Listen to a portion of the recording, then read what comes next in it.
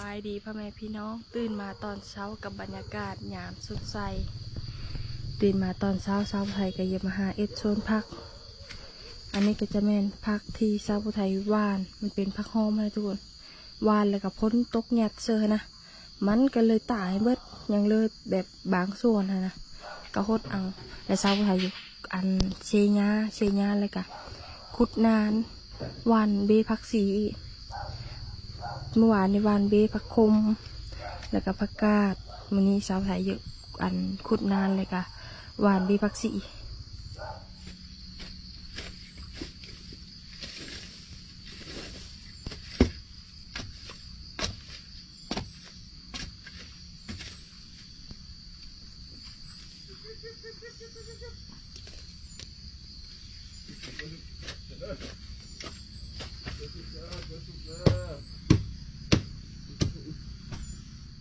คอยไปเนิ่นมือละเน็กมือละน้อยตัวเลยคอยเสียยาเริ่มส่วนผักแล้วหวานผักโบผักหอมเมืองผักหนาวไทยนะสะอ้อนทุกคนเลยยอดตุ้ยมาเพชรเฮากาไม่ได้ซื้อหมูทุกคนเลยเป็นปีในไทยปลูกปีกายนี่เป็นปีเลยได้กินมาเพชรไทยเชียนานนี่เลยกะคุดหวานบีผักสีอันนี้ก็กุ๊กมะโวคาโดปลูกไว้อยู่ในสกางนานเลยฮั่นแล้วมันจึงดีทุกคนเลย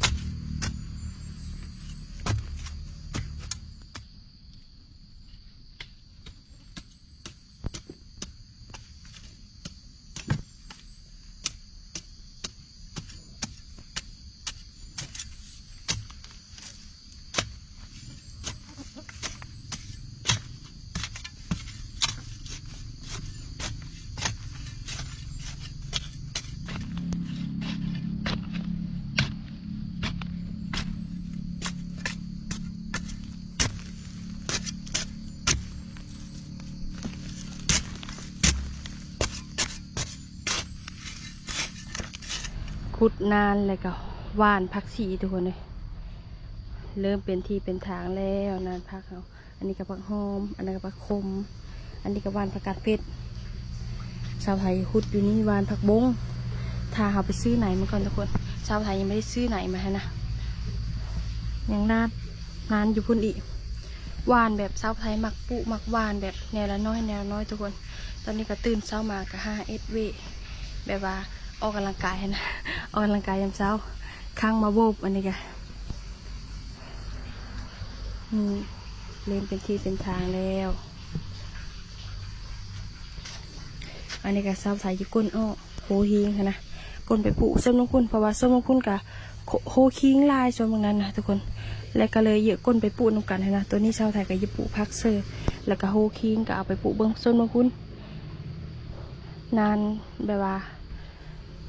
ไม่ได้ลายนะทุกคนแบบว่าหวานเทละน้อยแบบว่า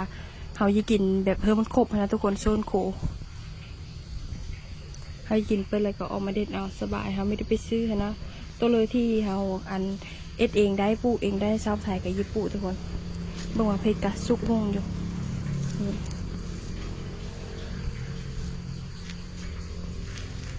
ไทยจ่ายกินแกงหน่อไม้ทุกคนได้มาโบบแล้วก็มาหน่อยหยอดมาโบบ บ่าวผู้ไทยเพิ่นก็ไปเก็บหน่อไม้เมื่อทุกคนเพิ่นว่าหักเอา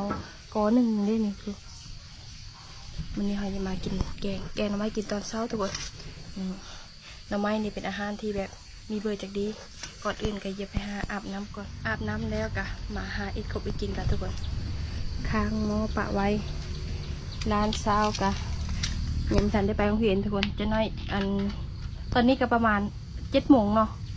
เพิ่นว่า8 โมงเพิ่นจึงได้ไปโรงเรียนทุกคนเพิ่นจะมากินซอย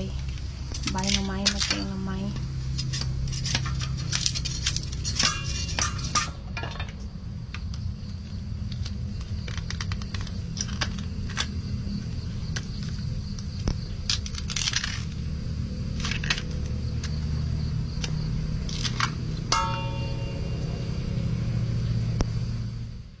อุดงห้าก่อน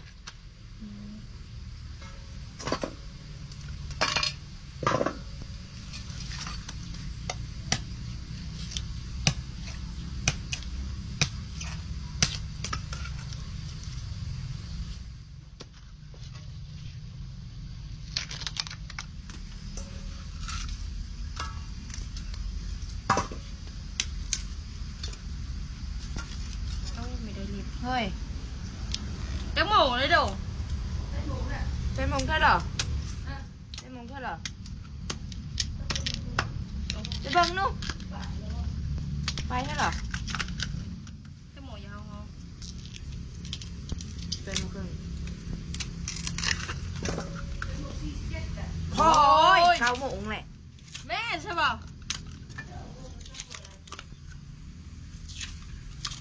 ไปเข้าไปลงเครื่องไปโรงเรียนครับ ขวาสองก็มาขวาเช่นหง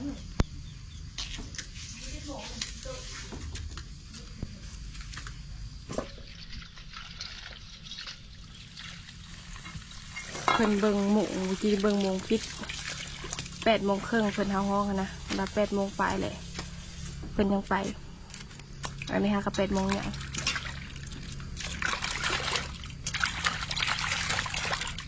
ชาน้ำมัน ไ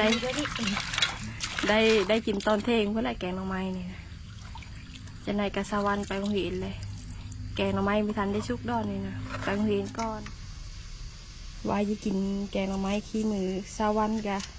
แล้วเพิ่นพาไปโรงเรียนทุกคนเลยเห็นห้องหมดเลยก็ม.4 บ่ม.4 ปีนี้บ่ม.4 ปีนี้ทุกคนหากลางโรงเรียนได้ประมาณยังไม่ฮอดทิศใช่ไหมเนาะมือนี่แหละ นี่แหละ หอดทิศมานี่เนาะ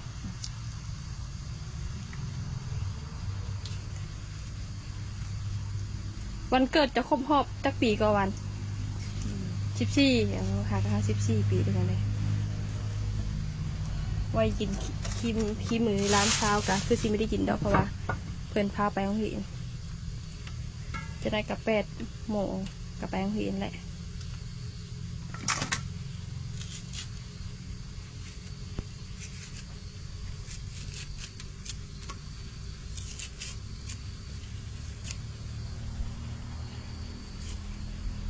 เปิดก็มีทันแล้วทุกคนร้านเช้ากะไป5 โมงครึ่งเพื่อนเกย์ไปโรงเรียนเลยตื่นมากะล้างถ้วยปัดเหินแล้วก็อาบน้ำกระซายเลย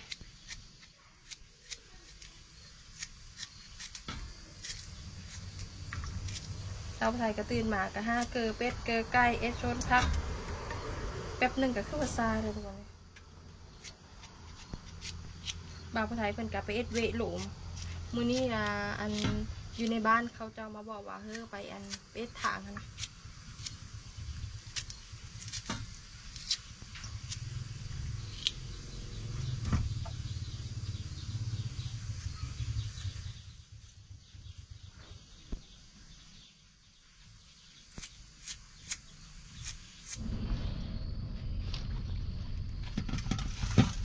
เสียงโบกความจังหวาน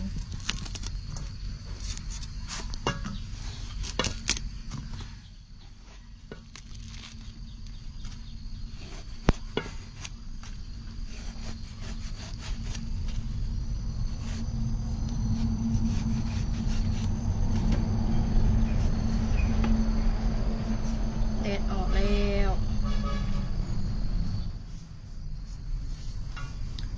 เอ็กชวนพักแต่วันนี้ก็เรียนแต่ก้าวเสาไทยของเอ็กชวนพักอยู่ลุมโหยโอ้บ้านพังมึงตัวเอง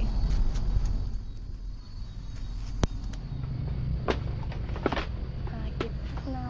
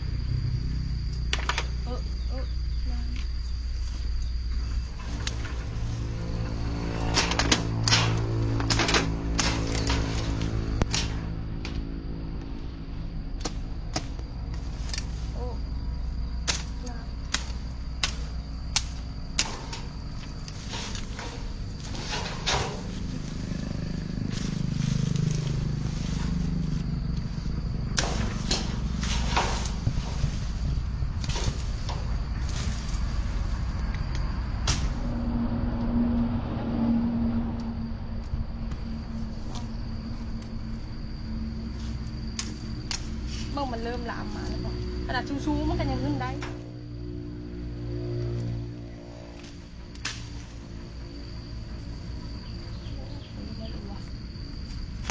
โอ้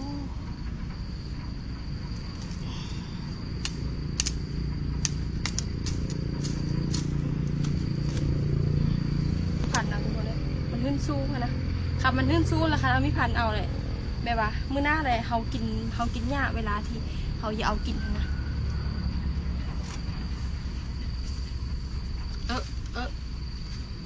นาน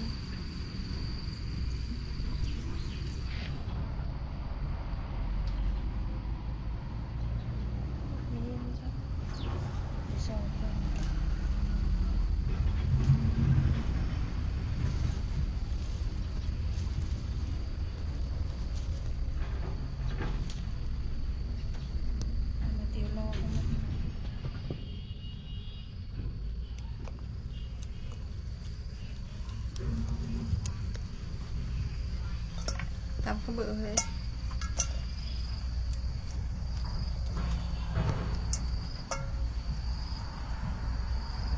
เงาแต่อย่าติดด้วยเขาก็จะซ้อมพักเน่าเก็บพักเน่าแล้วก็พักอีตู้อยู่ในข้างเฮือนเองแล้วก็พักสะแงงทุกพักสะแงงพักสะแงงนะแบบว่าเสาไทยปลูกไว้แต่ปีกายนี่แหละไปแล้วมันตายไปแล้วมันยังได้หามานะทุกคนแล้วมันขึ้นมาต่อ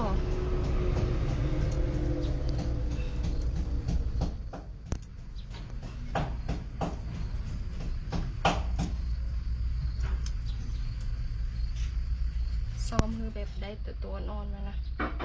สบายแบบว่าเขากินโลด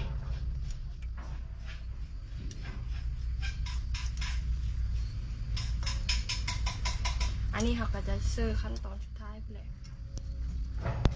ถ้าเขาญี่ปุ่นจังเซอร์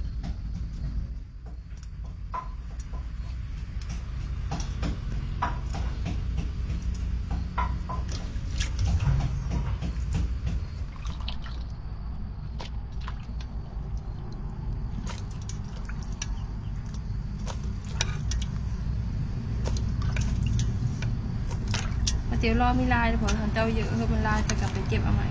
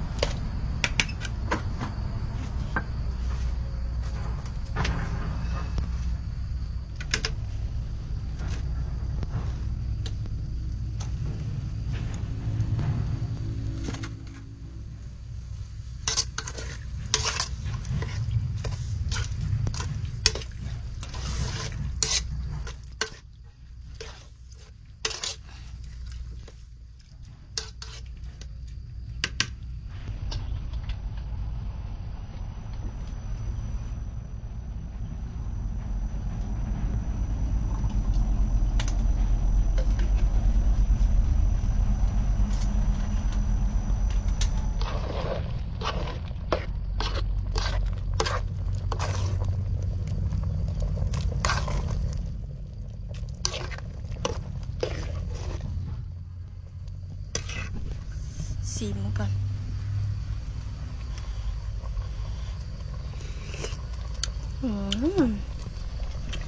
หมดเท่านั้นทุกคนเลย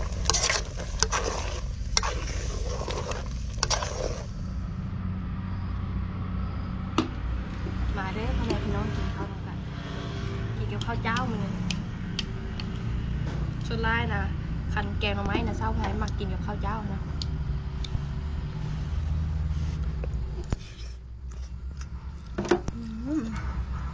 สาวานกับแป้งหวีเลยจงไว้เฮ้ยปันเหลืองเห็นกับตอนเวียนเพื่อจังได้กินแซ่บบ้าเป่ากันได้เด้อฮอนเด้อ